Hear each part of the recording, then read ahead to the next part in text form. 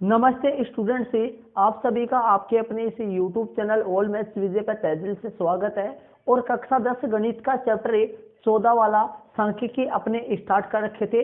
और चैप्टर 14 के इससे पहले स्टूडेंट से 4 पार्ट क्लियर हो चुके हैं, 4 वीडियो पूरे क्लियर हो चुके हैं और ये 5वां पार्ट है। इस 5वें पार्ट में स्टूडेंट से अपन लगातार चलते हुए आपकी प्रश्नावली जो 14.1 है उसका क्वेश्चन नंबर पहले से स्टार्ट अपन करने वाले हैं। क्वेश्चन नंबर 1 से आप स्टार्ट करेंगे इस वीडियो में, तो वीडियो के आप अंत तक जरूर बने रहिए।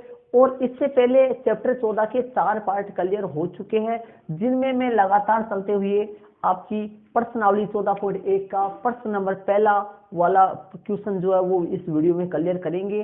तो पार्ट नंबर ये 5वां है। इससे पहले 4 पार्ट क्लियर हो चुके हैं चैप्टर 14 के, जिनका मैंने अलग से चैप्टर 14 का प्लेलिस्ट बनाकर उस प्लेलिस्ट में ऐड कर दिया है और प्लेलिस्ट का लिंक आपको डिस्क्रिप्शन बॉक्स में मिल जाएगा, वहां से आप जाके प्रत्येक पार्ट को लगातार देखें। तो चलते हैं आपके पार्ट नंबर 5वें में। पार्ट नंबर 5वें में अपन लगातार चलते हुए आपकी प्रश्नावली 14.1 का क्वेश्चन नंबर पहले से अपन स्टार्ट करेंगे। तो चलते हैं अपन क्वेश्चन नंबर जो पहला है वो आपके सामने मोबाइल की स्क्रीन पे आ चुका है, उसको पहले समझेंगे उसके बाद में इसको हल करेंगे। तो पार्ट नंबर 5 में प्रश्नावली 14.1 का क्वेश्चन नंबर पहला जो आपके सामने आ चुका है। और चैनल पे नए हैं तो चैनल को सब्सक्राइब कर लीजिए, साथ ही बेल आइकन घंटी बटन है उसको प्रेस कर लेना स्टूडेंट से। तो चलते हैं क्वेश्चन नंबर पहले में क्या कह रहा है, देखिए प्रश्न नंबर 1 आपके सामने मोबाइल की स्क्रीन पे आ चुका है। देखिए क्या कह रहा है, विद्यार्थियों के एक समूह द्वारा पर्यावरण संचेतना अभियान के अंतर्गत एक सर्वेक्षण किया गया जिसमें उन्होंने एक मोहल्ले के 20 घरों में लगे हुए पौधों से संबंधित एक मोहल्ले के कितने घरों 20 घरों में लगे हुए पौधों से संबंधित निम्नलिखित आंकड़े प्राप्त किए, एकत्रित किए। मतलब 20 घरों में एक मोहल्ले के विद्यार्थियों ने सर्वेक्षण किया और उस सर्वेक्षण के आधार पर उन्होंने एक मोहल्ले के 20 घरों में जाके देखा तो 20 घरों में उन्होंने ये आंकड़े प्राप्त किए। क्या प्राप्त किए वो आगे देखिए। प्रति घर मादे पौधों की संख्या ज्ञात कीजिए। मादे पौधों की संख्या ज्ञात करनी है, अर्थात अपने को समांतर मादे इस सारणी का ज्ञात करना है। तो देखिए सारणी आपके सामने मैंने लिख दी है। क्या लिखा हुआ है, पौधों की संख्या, घरों की संख्या। समांतर मादे निकालने के लिए जो 2 कॉलम प्रश्न में दे रखे होते हैं उनको सेम वैसे ही आपको लिख देना है। मैंने लिख दिया पौधों की संख्या, घरों की संख्या और फिर तीसरे कॉलम में मध्यमान और चौथे कॉलम में FI XI। तो देखिए पौधों की संख्या और घरों की संख्या मतलब टोटल उन्होंने कितने घरों में सर्वेक्षण किया, उस मोहल्ले के 20 घरों में। तो जो सिग्मा एफ आई का जो मान है वो कितना आएगा 20। सिग्मा एफ आई का मान कितना आ जाएगा 20 आ जाएगा सिग्मा एफ आई। इन सबको जोड़ेंगे अर्थात घरों की टोटल जो संख्या है वो 20 ही तो ही रहेगी। तो ध्यान दो 20 घरों का आंकड़ा होगा ये।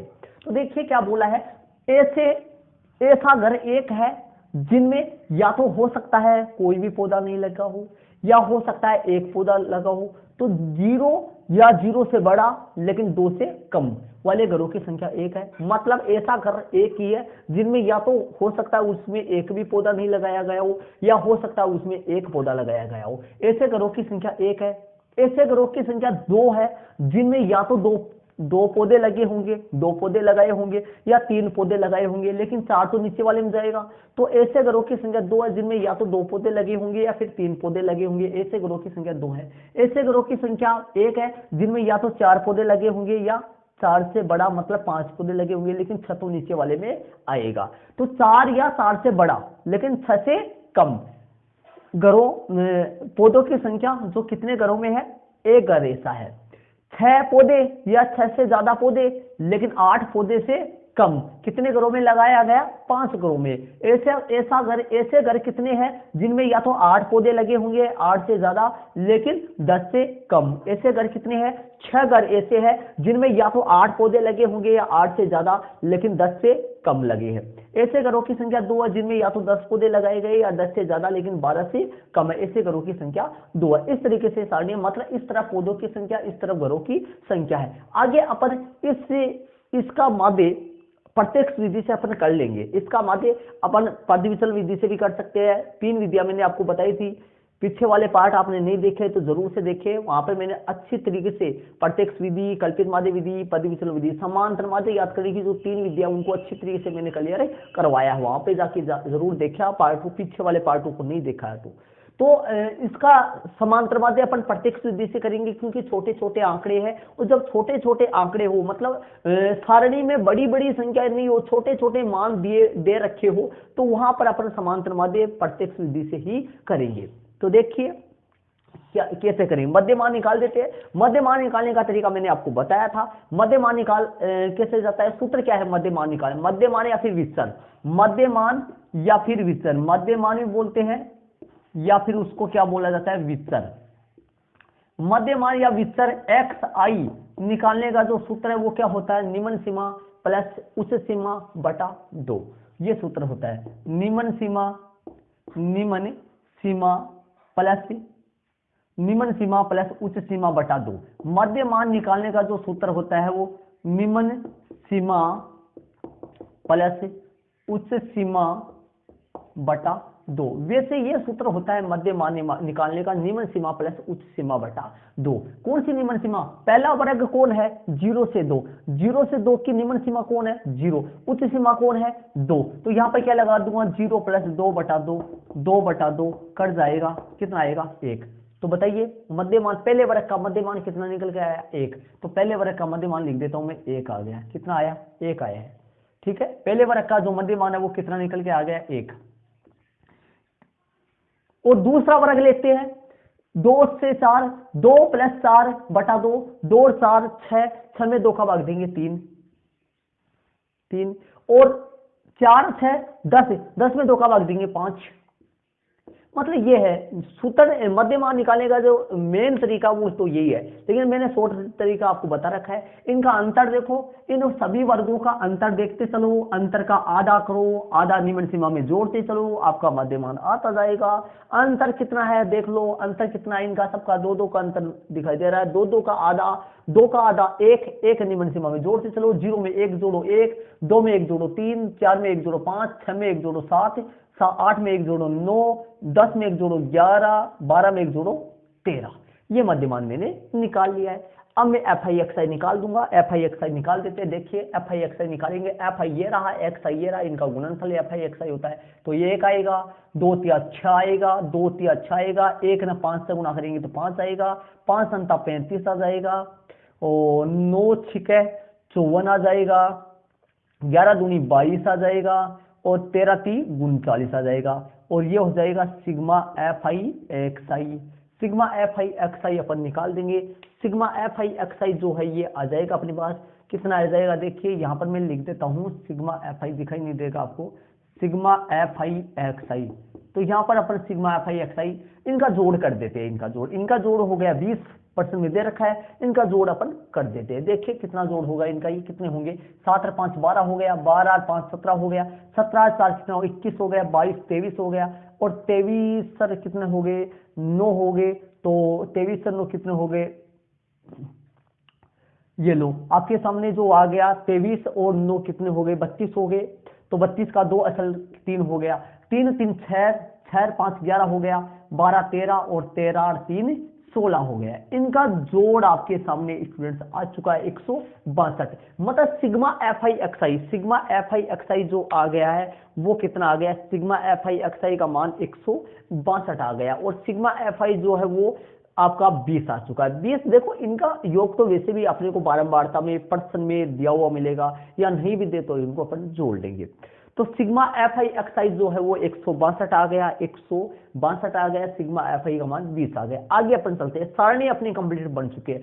और स्टूडेंट्स ध्यान रहे, अपन जब अपने को वर्गों वाली सारणी दे तो वर्गों वाली सारणी दे तो पहले कॉलम में वर्ग, दूसरे कॉलम में एफ आई, सदा हर बार एफ आई, दूसरे कॉलम में पर्सन में, जो पर्सन में देखो ये सारणी आती है आड़ी, आरडी सारणी आएगी। आरडी सारणी में जो ऊपर वाला कॉलम होता है वो होता है वर्ग का, नीचे वाला कॉलम होता है वो सदा हर बार वहां पर बारंबारता आता है, एफ का मान आता है। किसका मान आता है स्टूडेंट्स, एफ का मान आता है।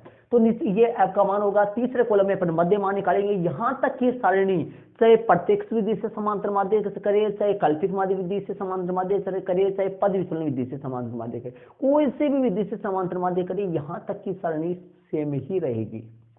ठीक है। अब चौथे कॉलम में यदि अपन प्रत्यक्ष विधि से करें तो एफ आई एक्स आई आ जाएगा, यही काम हो जाएगा। चौथे प्रत्यक्ष विधि से करें तो चौथे कॉलम में एफ आई एक्स आई आ जाएगा और यहीं पे सारणी पूरी हो जाएगी। यदि प्रत्यक्ष विधि से करेंगे तो 4 ही कॉलम बनेंगे।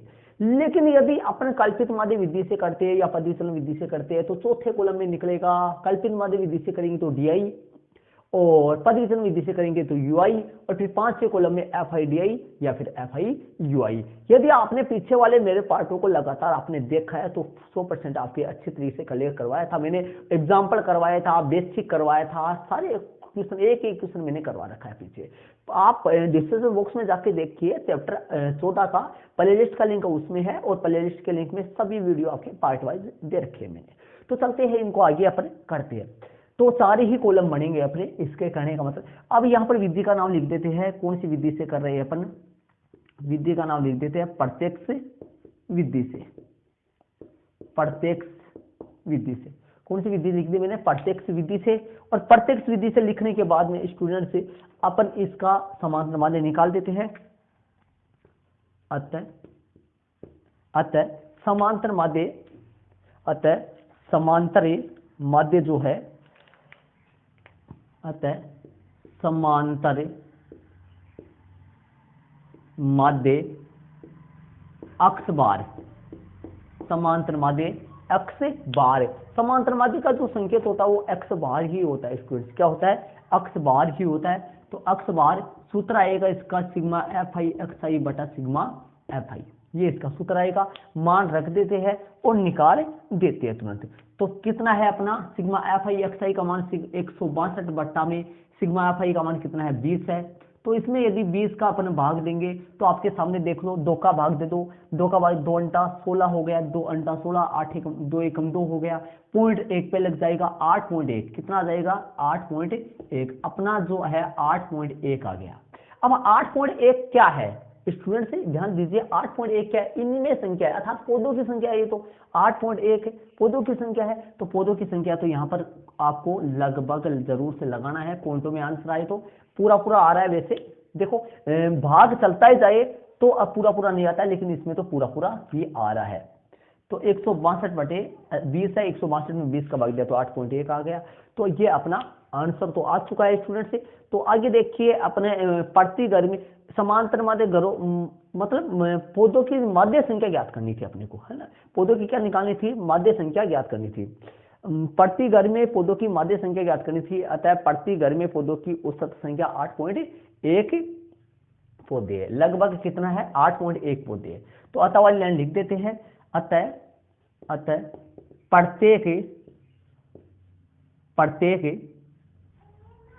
प्रत्येक घर में पौधों की प्रत्येक घर में पौधों की औसत संख्या, प्रत्येक घर में पौधों की औसत जो संख्या है, प्रत्येक घर में पौधों की औसत संख्या 8.1, औसत संख्या बराबर 8.1 पौधे, 8.1 पौधे। प्रत्येक घर में पौधों की औसत संख्या बराबर, प्रत्येक घर में पौधों की औसत संख्या बराबर 8.1 पौधे है। ये अपना आंसर आ गया। लेकिन इससे पहले स्टूडेंट्स पर्सन में आपको मैं बता दूं, पर्सन को मैं आपको पूरा क्लियर कराऊंगा। इससे पहले पर्सन में देखिए आपके सामने क्वेश्चन है, क्वेश्चन में देखिए इसके आगे और क्या पूछा है। क्वेश्चन में देखिए सारणी के ठीक नीचे क्या लिखा हुआ है, वहां पे पूछा आपसे क्या पूछा है, माध्य ज्ञात करने के लिए। सारणी के ठीक नीचे क्वेश्चन आपके, उसमें देखिए आगे और क्या पूछा है। माध्य ज्ञात करने के लिए आपने किस विधि का प्रयोग किया और क्यों, तो बताइए। इसका आंसर आपको पता है। माध्य ज्ञात करने के लिए अपन कौन सी विधि का प्रयोग करेंगे, माध्य ज्ञात करने के लिए प्रत्यक्ष विधि का प्रयोग किए। क्यों, क्योंकि सारणी के अंदर जो पौधों की संख्या और घरों की संख्या का जो मान दे रखे थे वो बहुत ही कम मान थे। जब छोटे छोटे, ये मैंने पहले ही बता दिया था आपको, जब छोटे छोटे मान सारणी में आ रहे हो तो अपने को प्रत्यक्ष विधि से करना है कि छोटे मान प्रत्यक्ष विधि में कैलकुलेशन करने में टाइम नहीं लगता है, इसलिए। बड़े मान आए तो आपको पदविचलन विधि या फिर कल्पित माध्य विधि से ही करना है। तो लिख देना इसका आंसर। इसने पूछा है कि आपने माध्य याद करने के लिए आपने किस विधि का प्रयोग किया और क्यों। तो इसका आंसर यह है कि भाई माध्य याद करने के लिए हमने समांतर माध्य प्रत्यक्ष विधि का प्रयोग किया, क्योंकि दी गई सारणी में पदों की संख्या व घरों की संख्या के जो मान थे वो अत्यधिक क्या थे, कम थे। तो इसका लिख देते अपन, यहां हमने, तो यहां पे लिख देता हूं मैं, आपको दिखाई देगा शायद, यहां हमने माध्य ज्ञात करने के लिए यहां हमने माध्य ज्ञात करने के लिए प्रत्यक्ष विधि का प्रयोग, यहां हमने माध्य ज्ञात करने के लिए प्रत्यक्ष विधि का प्रयोग किया है, क्योंकि दी गई सारणी में, दी गई बंटन सारणी में, जो बंटन सारणी है, दी गई बंटन सारणी में पहले पदों की संख्या है, पदों की संख्या व घरों की संख्या, पदों की संख्या व घरों की संख्या के मान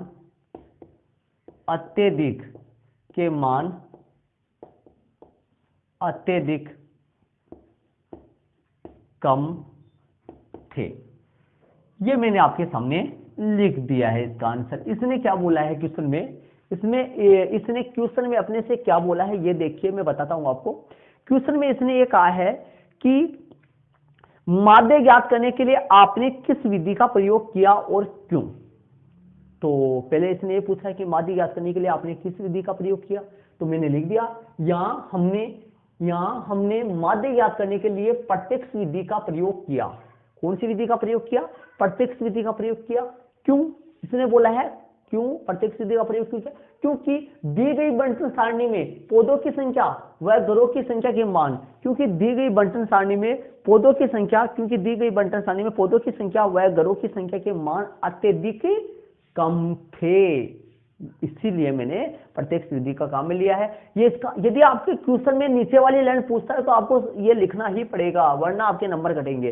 तो मैं आपको ऐसा नहीं था, मैंने आपको पूरा क्लियर करवाया है। तो इस क्वेश्चन का आंसर आप ये सारणी बनाओगे, इसके नीचे ये करोगे, फिर आपको ये करना पड़ेगा नीचे, ठीक है स्टूडेंट्स, क्योंकि बाद में पूछा है कि मतलब समांतर माध्य ज्ञात करने के बाद में आपको लिखना है कि आपने कौन सी विधि का प्रयोग किया। तो हमने प्रत्यक्ष विधि का प्रयोग किया। क्यों किया प्रत्यक्ष विधि का, क्योंकि दिए गए सारणी में मान जो थे वो बहुत ही अत्यधिक कम थे, मतलब छोटे छोटे मान थे, छोटे छोटे मान आ रहे इसलिए। तो ये अपना प्रश्न नंबर पहला हो गया। प्रश्नावली 14.1 का क्वेश्चन नंबर पहला मैंने आपके सामने क्लियर किया है स्टूडेंट्स। तो इसको आप अपनी नोटबुक में जरूर अंकित कर ले। तो इसी के साथ प्रश्न नंबर दूसरा भी अपन करते हैं। प्रश्न नंबर दूसरा में अपन चलेंगे। तो देखिए प्रश्न नंबर दूसरा में, इसको आप अपनी नोटबुक में जरूर अंकित कर ले। तो चलते हैं प्रश्न नंबर दूसरा अपन हल करते हैं।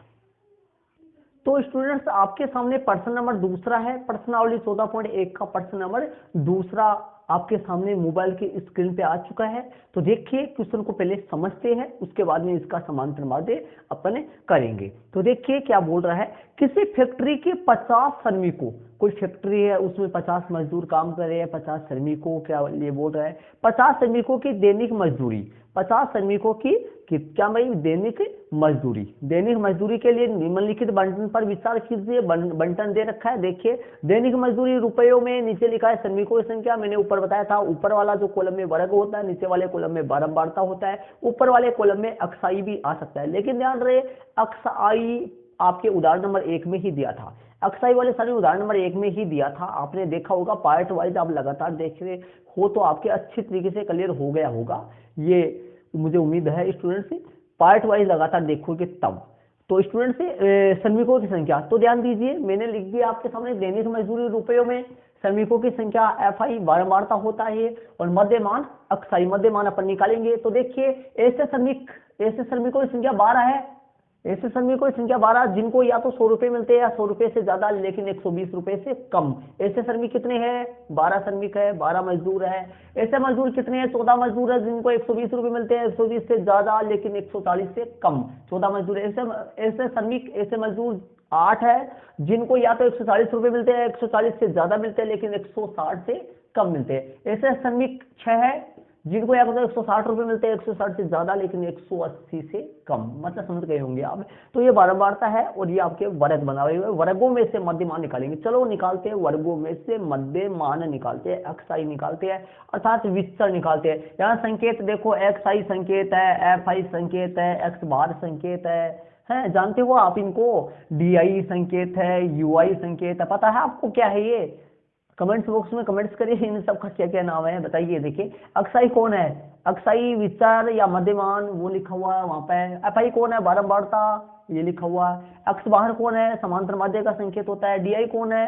DI का वैसे कोई नाम नहीं होता है, ये कल्पित माध्य विधि में DI चलता है। वैसे UI कौन है? UI का भी कोई नाम नहीं होता है, ये पद विचलन विधि में UI चलता है। इनका नाम आपके दिमाग में, संकेत आपके दिमाग में रहने चाहिए स्टूडेंट्स। तो चलते हैं अपने मध्यमान निकालते हैं। मध्यमान निकालने का तरीका क्या है? शॉर्ट तरीका मैंने बताया था, इनका अंतर देख लो, अंतर का आधा करो, निम्न सीमा में जोड़ते चलो। अंतर कितना है इनका? 20 20 का, 20 का आधा 10, 20 का आधा कितना हो गया? 10 10, इनमें जोड़ते चलो। 100 में 10 जोड़ो 110, 100 में 10 जोड़ो कितना आएगा? 110 आएगा। और इनका अंतर 20 20 का, 20 का आधा कितना होगा? 10 10 को इनमें जोड़ रहे हैं। 120 में 10 जोड़ो 130 हो जाएगा, 130 में 150 हो जाएगा, 170, 180, 190 हो गया। मध्यमान निकाल दिया मैंने, मध्यमान निकाल दिया है। अब अपन कौन सी विधि से करें? देखो प्रत्यक्ष विधि से इसको नहीं करेंगे, बहुत बड़े बड़े आंकड़े हैं। अभी मैंने बताया था प्रश्न में पहला अभी करे अपन, वो छोटे आंकड़े थे अपन प्रत्यक्ष विधि से कर लिए थे, है ना। समांतर माध्य की प्रत्यक्ष विधि से अपन नहीं करेंगे, बड़े आंकड़े या तो इसको कल्पित माध्य विधि से करेंगे या फिर पद विचलन विधि से करेंगे। लेकिन ध्यान दें पद विचलन विधि से तभी ही करेंगे जब इनका अंतर जो है h का मान है, वर्गमाप जो h होता है वर्गमाप वो सेम होना चाहिए। इनका सेम है, सबका 2 2 का अंतर है, इसका मतलब इसको पद विचलन विधि से अपन कर सकते हैं। तो करेंगे इसको पद विचलन विधि से करेंगे अपन। तो पद विचलन विधि से अपन करेंगे। पद विचलन विधि के लिए तीसरे कॉलम में क्या लिखते हैं? चौथे कॉलम में क्या लिखेंगे? UI बराबर XI माइनस A बटा H, ये आपका UI निकालने का सूत्र है। पद विचलन विधि में UI निकालने का सूत्र है। मैंने कैसे लिखा है? देखो UI बराबर XI माइनस A बटा H। वापस लिखता हूं, एक बार और लिखना पड़ेगा। UI बराबर ऊपर XI का XI रहेगा, लेकिन A का मान ले लेंगे।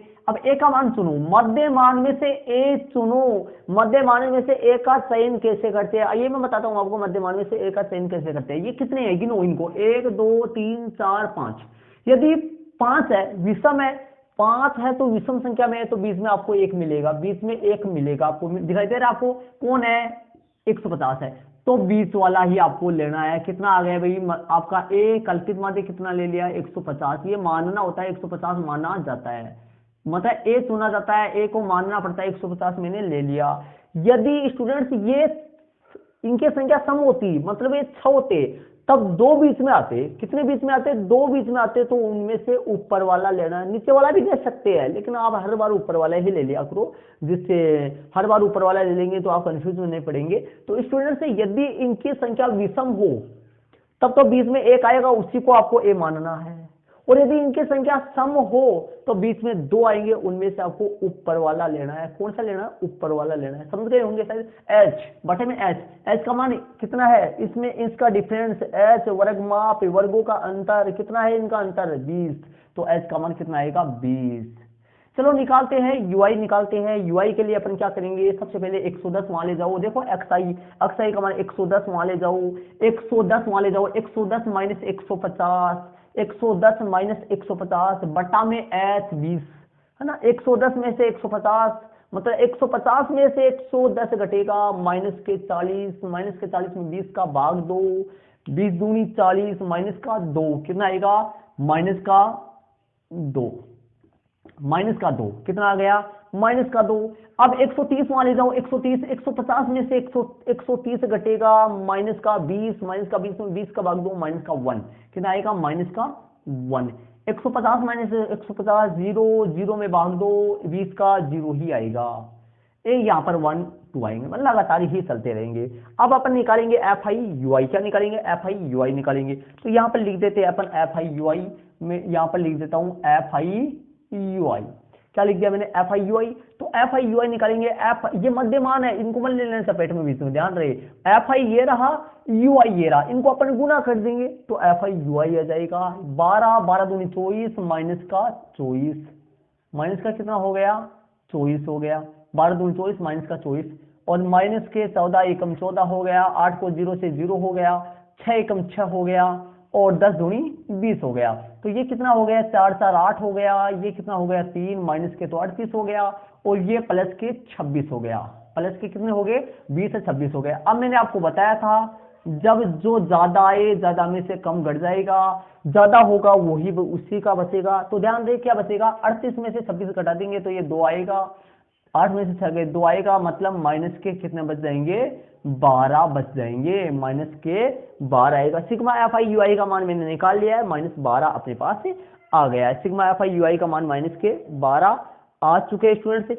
अब इधर अपन करेंगे सिग्मा एफ आई, क्या निकालेंगे, सिग्मा एफ आई। सिग्मा एफ आई के लिए सन्मिकों की संख्या के लिए बोला गया था कितने सन्मिक है, ये 50 सन्मिक है। कितने सन्मिक है, 50। तो इनका योग 50 ही आने वाला है, कितना आएगा, 50 ही आएगा। चलते आगे, अब अपन लिखते रहे यहाँ विधि का नाम, कौन सी विधि से कर रहे हैं, सारणी के ठीक नीचे विधि का नाम पद विचलन विधि। सारणी के ठीक नीचे विधि का नाम आपको लिखना होता है, सारणी के ठीक नीचे हर बार पद विचलन विधि से, ठीक है। अब चलते आगे, अपन यहां पर लिख देते हैं माना कि क्या आएगा, कल्पित मादे। सबसे पहले अपने को मानना है, माना कि कल्पित मादे, कल्पित मादे ए बराबर है, ए मानना आपको, ए कितना है, कल्पित मादे ए का मान अपने कितना मान्य है, ए 150, तथा वर्ग माप, तथा वर्ग माप, वर्ग माप कौन होता है, एच। वर्ग अंतराल, वर्गों का अंतर कितना है, इसका मान 20, कितना चल रहा है, 20 चल रहा है, इन सबका अंतर 20। अब लिख देते हैं अतः समांतर मादे, समांतर मादे, मतलब कि लगभग लगभग इन सबकी मजदूरी जो 50 सन्मिक है, इनकी लगभग मजदूरी कितनी होनी चाहिए, सबकी लगभग, वो तो होता है समांतर मादे। अक्स बार सूत्र लगा देंगे, समांतर मादे का अक्स बार का सूत्र लगा देंगे। सूत्र कौन सा लग जाएगा, सिग्मा एफ आई ए प्लस समांतर पद विचलन विधि से समांतर मादे निकालने का सूत्र लिख रहा हूं, A plus sigma F I U I बटा सिग्मा एफ आई, और इनटू में गुना में क्या आ जाएगा, एच। स्टूडेंट्स ये मैंने पहले बता चुका हूं मैं आपको, सबके सूत्र मान रख देते हैं। ए का मान कितना है अपने पास, ए का मान 150 है, प्लस में सिग्मा एफ आई यू आई का मान माइनस का 12 है, और बटा में, ये कोष्टक में नहीं लगाए तो यहाँ गुणा में एच लिख सकते हैं, कोष्टक नहीं लगाए, -12 बटा में सिग्मा एफ आई का मान 50 है, और एच का मान आपके सामने कितना है, 20। एच का मान 20 है, कितना है, 20 है। आगे अपन चलते हैं स्टूडेंट से, कैसे करेंगे इसको देखिए, 150 यही है, प्लस माइनस माइनस हो गया, 12 बट्टा में 50 गुना में 20, 0 से 0 कट जाएगा, 0 से 0 क्या हो जाएगा, कट जाएगा, मतलब 0 से 0 कटने का मतलब इनमें मैंने 10 का भाग दिया है, किसका भाग दिया है, 10 का मैंने भाग दिया है। 10 का भाग 20 में देंगे 2 आएगा, 10 का भाग 50 में देंगे आपके सामने कितना आएगा, 5 आएगा। तो आगे अपन इसको करते हैं, देखिए यहाँ पर लिख देते हैं आगे आप यहां से देखिए, इसके बाद में आगे अपन करते हैं 150 सेम है, माइनस के 12, 12 दूनी 24, ध्यान दीजिए 12 दूनी 24, तो यहाँ पे लिख देता हूं मैं 24 बटे में 5, 5 का भाग दे देते हैं, 5 चौक 20, 5 चौक 20 बच गए कितने, 5 चौक 20 बच गए 4 पॉइंट लग गया, 40 हो गए, 5 अंटा 40। तो आपके सामने 150 माइनस 4.8, 4.8। तो अब माइनस अपन कर देते हैं, 4.8 इसमें से अपन घटा देंगे, तो यहां पर लिख देता हूं मैं 150 माइनस 4.8। तो अब अपन घटाएंगे तो आपके सामने लास्ट में तो 0.2 आ जाएगा, क्योंकि असल लेंगे ये अब बता देता हूँ आपको। यहाँ पर देखिए 150 में पॉइंट नहीं है, तो पॉइंट कहाँ आएगा, लास्ट में आएगा, आखिर में आएगा, और 4.8। ध्यान दीजिए, मैं छोटी से छोटी बातें आपको पूरी कंप्लीट कराऊंगा, ध्यान दीजिए। यहाँ पर 10 में से असल लेंगे, 10 में से 8 गए, 2 बचेंगे, कितना आएगा, 2 आएगा। और यहाँ पर 9 में से 4 गए 5, 9 में से 4 गए 5, 145.2 कितना आएगा, 145.2। यहाँ पे लिख देता हूँ 145.2, 145.2। तो स्टूडेंट्स अब मैं बता देता हूँ आपको, ये जो है ये क्या आया है, ये आया है इन 50 श्रमिकों की माध्य मजदूरी, मतलब लगभग मजदूरी सबकी है ना। तो यहाँ पर ये रुपए होंगे, तो यहाँ पर लगा देते हैं रुपए, और कोष्टक में लिख देना। आगे मेरे पास जगह नहीं है, मैं नीचे लिख रहा हूँ, आपको यहाँ लिखना है कोष्टक में, क्या लिखना है, यहाँ क्या लिखोगे, लगभग, है ना। यही अपना क्या आ गया, इस क्वेश्चन का आंसर आ गया। ये लो स्टूडेंट्स, आपके सामने मैंने प्रश्न नंबर 2 का समांतर माध्य परिविचलन विधि से किया है। तो स्टूडेंट से उम्मीद करता हूं कि शायद आपके अच्छी तरीके से क्लियर हो गया होगा। और आप यदि जहां पर क्लियर नहीं हुए, वीडियो को पॉज कीजिए, मेरे बोलने का कंट्रोल आपके पास है, आप वीडियो को पॉज कीजिए, देख ले जाइए, रिटर्न देख के फिर से आपके क्लियर हो जाएगा स्टूडेंट से अच्छी तरीके से। तो ये प्रश्न नंबर 2 हो गया। प्रश्नावली 14.1 का प्रश्न नंबर पहला और प्रश्न नंबर दूसरा मैंने इस पार्ट में किया है। तो वीडियो आपको कैसा लगा कमेंट से जरूर से करिए स्टूडेंट से, इसको आप अपनी नोटबुक में जरूर अंकित कर लीजिए। और इसी के साथ अपने अगले वाले पार्ट में प्रश्न नंबर 3 के साथ मिलेंगे। थैंक यू स्टूडेंट्स, जय हिंद।